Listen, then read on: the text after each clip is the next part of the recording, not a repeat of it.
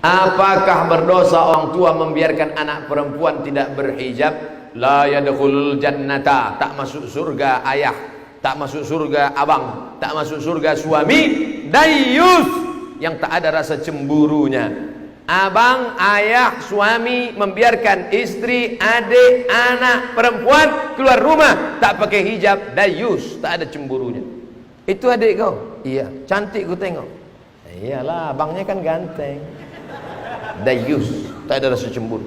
Mestinya wajahnya merah. Kenapa kau tengok aurat saudaraku, saudariku, adikku, anakku?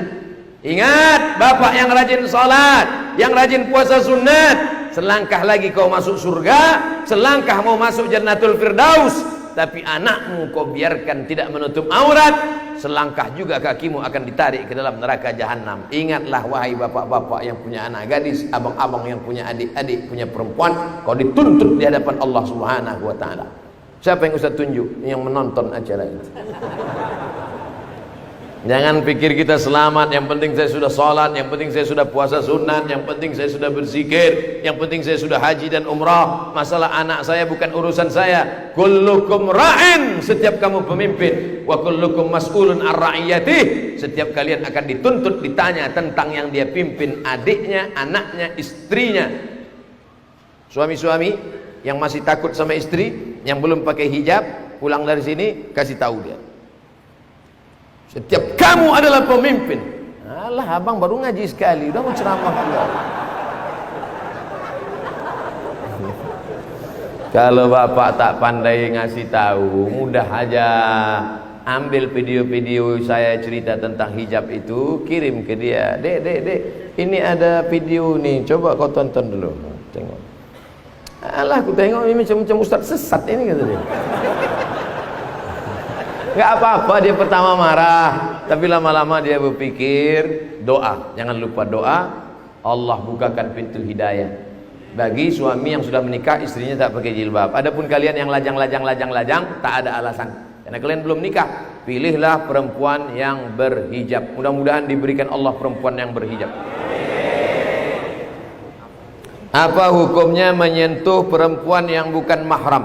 Li ayyut'ina ala ra'si ahadikum, ditusukkan ke kepala kamu, ditusukkan besi dari neraka ke kepala kamu, khairan, lebih baik min antamussa yada mar'atin la tahillu lahu, daripada menyentuh tangan perempuan yang tak mahram.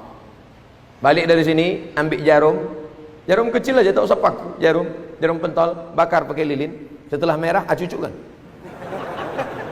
Kadang kita kalau tak dites tak percaya, kita tusukkan ke kepala, itu lebih baik daripada kau menyentuh tangan perempuan yang tak mahram. Jadi kalau ada perempuan sudah ngulurkan tangannya, Pak Ustaz, saya sebetulnya nggak mau, daripada dibiarkan kan mubazir. Ini udah gini Pak Ustaz, gini kanlah, insya Allah dia tak sakit hati. Gini kan, senyum kita gini. Jangan pula terlalu kaku, dia udah gini kan. Li ayyut'ina ala ra'si ahadikum, ditusukkan ke kepala kamu, khairan min antamussa yada mar'atin la tahillu lahu. Tentu nengok itu down dia. Jadi sesuaikan juga. Yassiru, berikan kemudahan. La tu'assiru, jangan kau persulit. Basyiru, berikan kabar gembira. Wala tunaffiru, jangan buat orang lari dari agama. Dia udah begini ulurkan. Saya tak pernah belajar ini di Mesir, saya tak pernah belajar ini di Maroko, saya tak pernah belajar ini di Sudan. Ini dapat saya dari film India. Kita sama orang India ini bingung kita. Iya sama tidaknya sama. Saya satu asrama sama orang India setahun waktu di Maroko. Saya tanya dia, jadi kita besok ke kampus? Apa iya apa tidak?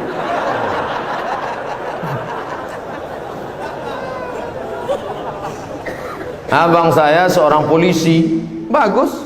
Kalau kena tilang telepon dia. Dia ingin masukkan saya jadi satpam. Di bawah dia tuh.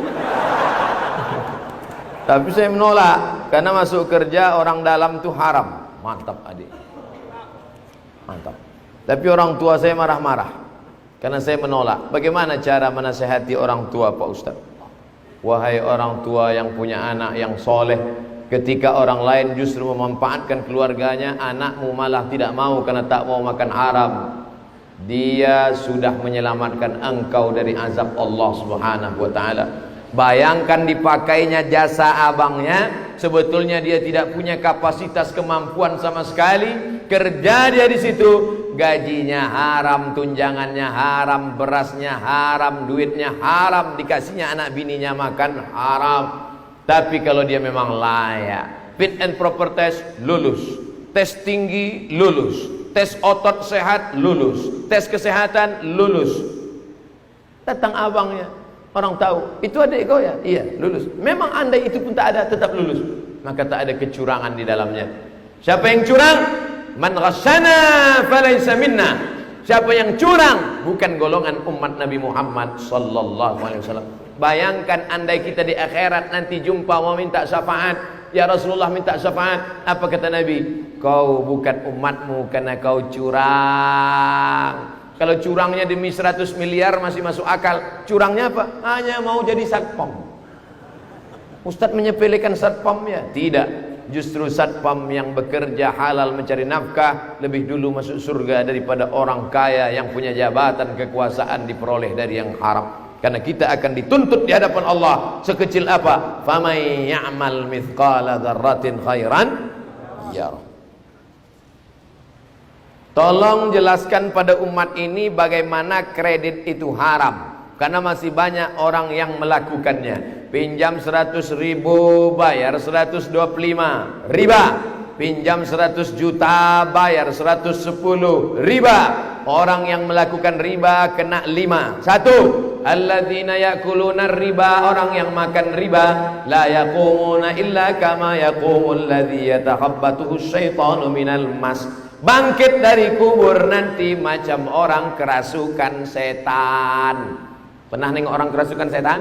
Pernah nengok orang diruqyah? Allahul qayyum la ta'khudhuhu sinatun wa la nawm lahu ma fis samawati wal ardi. Macam itulah dia nanti bangkit di akhirat.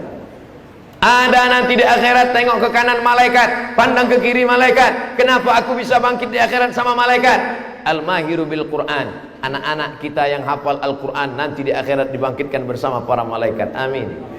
Tapi ada yang bangkit di akhirat nanti, bangkit dari kubur kepalanya keledai. Kenapa kepala kau keledai? Karena selalu mendahului imam. Imam baru Allah, dia bertengah. Kau kenapa cepat kali? Aku kan pembalap. Ingat, terserah mau kau salib imam sekarang, terserah. Di akhirat kepala kau keledai. Kalau lebih cepat dari itu Pak Ustadz, kuda Nil. 2. Duit yang haram tadi dimakan, dibelikan ke nasi, dibelikan ke lontong sayur, pecel lele, lalu disuapkan ke mulut, berubah menjadi darah. Darahnya itu dari jantung nasi ke otak. Sepiring nasi, setetes darah masuk ke jantung, naik ke otak. Nasiyatin kadhibatin khati'ah. Ubun-ubun, pembuat dosa, pembohong, penipu. Kenapa ubun-ubun? Karena ternyata yang berpikir itu otak bagian depan. Otak depan, otak belakang, otak kanan, otak kiri. Otak-otak di pinggang. Otak bagian depan ini otak yang berpikir. Kenapa anak saya ini tak pernah mikir betul Pak Ustadz? Gara-gara kau kasih makan riba. 3. Dimakan nasi menjadi darah, darah menjadi daging, tulang belulang. Ayyuma lahmin nabata min haramin. Setiap daging tumbuh dari yang haram, fannaru aulabi, tempatnya api neraka. Ditimbang kita di akhirat, langsung nampak datanya. Abdul Somad berat 50 kilo, yang halal 10 saja. Yang 40 dari riba. Berapa lama kau diobok-obok dalam neraka jahanam? 4. Hasil riba, untung riba, sedekahkan ke masjid, beli karpet. La yaqbalu tayyiban. Innallaha tayyibun. Allah Maha Suci. La yaqbalu tayyiban. Allah tak menerima kecuali yang suci-suci saja. 5. Selesai solat berdoa. Allahumma rabbana ighfir lana dhunubana wali walidaina. Menetes air mata darah kau keluarkan, tak diterima Allah. Kenapa? Mat'amuhu haram, makananmu haram. Masrabuhu haram, minumanmu haram. Malbasuhu haram, pakaianmu haram. Wa ghudhiya bil haram, kau disuapkan, kau menyuapkan, kau diberi makanan-makanan haram. Maka jaga makanan, mustajabud da'wah. Jaga makanan, doa dikabulkan. Jangan makan haram. Di antara makanan haram adalah riba. Tolong ceritakan bagaimana caranya Ustadz mendapatkan beasiswa. Cari di Google, www.google.com, beasiswa. Oh, kirim paspor, fotokopi KTP, akte kelahiran, fotokopi ijazah, fotokopi transkrip nilai, pas foto, kirim, berdoa. Ya Allah, aku mau keluar negeri, ya Allah, tak tahan lagi aku ini, mahal betul uang semester. Sidang terbuka 5 juta, tutup 15, buka tutup 25. Akhirnya dapat beasiswa. Doa silahul mu'min. Doa senjatanya orang beriman. S1 saya di Al-Azhar 4 tahun gratis, beasiswa dari Al-Azhar. S2 saya di Maroko 2 tahun gratis dari AMCI, Agence Marocaine Coopération Internationale, kerjasama PBB dengan Maroko.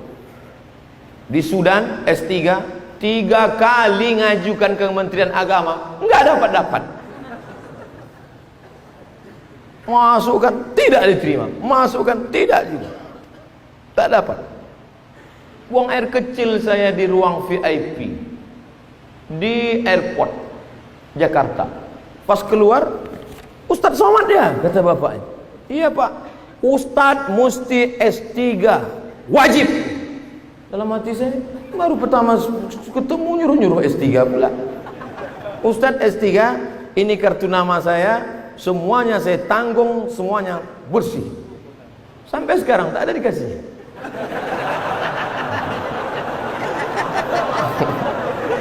Disitulah saya baru paham, rupanya ditutup orang di pintu sini, dibukakan Allah 1000 pintu. Jangan kau takut, la tahab, jangan sedih, wala tahzan, jangan cemas, jangan khawatir. Innallaha ma'ana, Allah bersama kita. Sebetulnya kalau saya mau telepon kartu itu dia kasih, cuman saya malu minta. Tak usah minta sama manusia, minta kepada Allah. Jangan minta kepada manusia, hilang izzah kita, hilang harga diri kita, hilang martabat kita. Sedang martabat aja hilang sakit hati kita, apalagi martabat.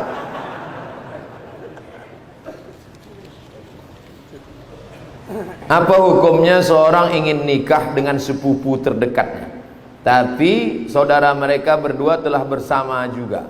Jadi orang tuanya kurang setuju dikarenakan saudara.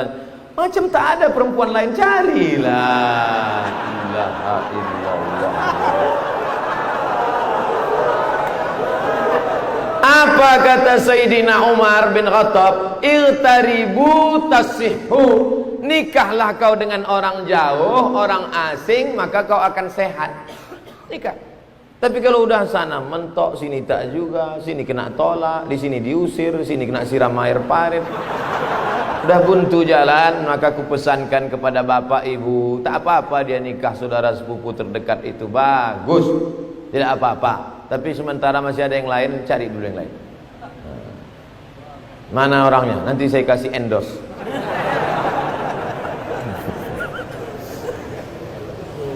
Alhamdulillah saya baru saja mendapatkan seorang putra. Alhamdulillah, Selasa 3 September. Saya minta tolong dengan Ustadz untuk memberikan nama. Orang sekarang tengok bulan. Lahir September, Septian. Lahir Agustus, Agustinus. Lahir Januari, Januar. Saya lahir bulan Mei. Andailah dulu ayah emak saya ikut bulan, mungkin nama saya maybe yes, maybe no.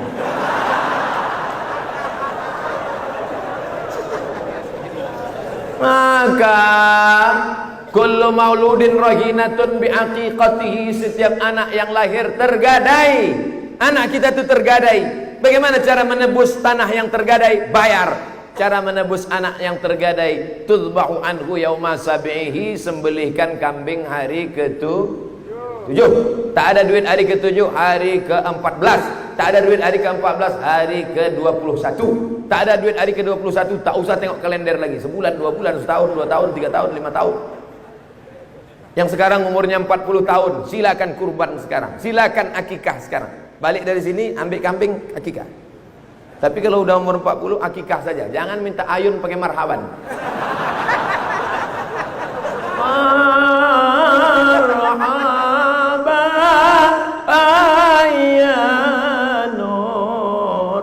Minta pula Habib cukur rambut.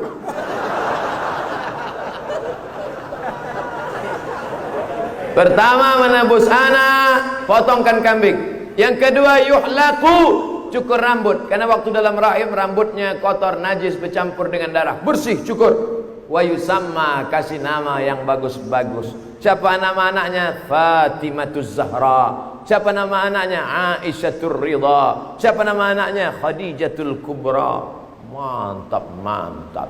Siapa nama anaknya? Qatrun Nada, panggilan nada. Qatru, tetesan. Nada, embun. Qatrun Nada, tetesan embun. Apa tak senang suaminya? Balik dari kerja, menetes embun. Sejuk batin. Ini nama istri, siapa nama istrimu? Christina Aguilera. Penyanyi yang dari mana itu? Nanti saya sebutkan, sangka orang saya kenal pula. Oleh sebab itu maka kasihlah nama yang baik-baik.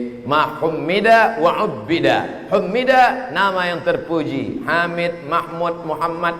Tapi kan nama orang sekarang, dulu nama orang cari yang baik-baik. Ubbida, yang nama itu membuat dia menjadi hamba Allah. Abdul Rahman, Abdul Rahim, Abdul Somad. Nama. Siapa nama Pak Bupati kita? Ibnu Saleh. Ibnu Ana. Saleh, Saleh. Yang selalu kita minta, Rabbi habli minas saleh.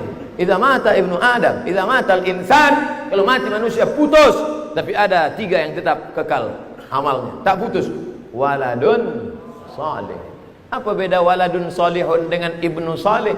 Waladun salihun bisa laki-laki, bisa perempuan. Tengok dalam kitab Syarah Bulughul Maram. Waladun salihun, maka yang punya anak perempuan jangan berkecil hati, karena makna waladun masuk anak perempuan. Tapi kalau disebut ibnu salih, hanya laki-laki saja, perempuan tidak. Maka yang punya anak perempuan jangan kasih nama ibnu salih, bintu salihah. Oleh sebab itu maka nama sekarang malu Pak Ustaz. Aisyah, Fatimah, Hasan, Husain, malu. Pakai nama yang lain-lain, yang cantik-cantik, yang bagus-bagus, selama maknanya bagus. Nama anakmu siapa? Camry. Itu Kijang Toyota. Camry sedan Toyota itu. Anak saya ini lahir 17 Agustus Pak Ustaz. Terus Camry, kemerdekaan Republik Indonesia. Mantap. Cuman pangkalnya kasihlah Muhammad Camry atau Camry Abdillah, supaya orang tak salah paham dan tak salah sangka. Mudah-mudahan kita semuanya mendapatkan kebaikan. Ala hadhihi niyya wa kulli niyatin salihah. Al-Fatihah.